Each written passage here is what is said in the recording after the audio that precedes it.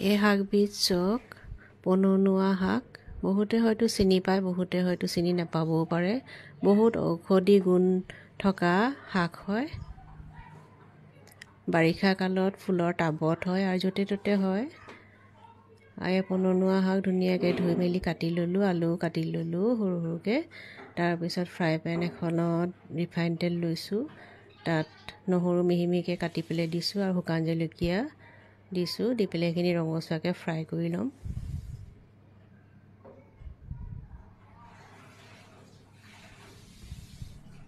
তাৰপিছত ধুনীয়াকৈ ধুই কাটি লোৱা পননুৱা শাক আৰু আলুখিনি দিছোঁ।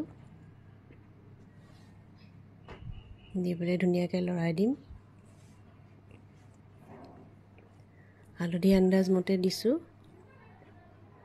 নিমখো আন্দাজমতে দিছোঁ। তাৰপিছত খুব ধুনীয়াকৈ লৰাই থাকিম। তেলতে শুকানকৈ ফ্ৰাই কৰিম আৰু গেছটো চিমত কৰি অকণমান সময় ঢাকন মাৰি সিজিবলৈ দিম।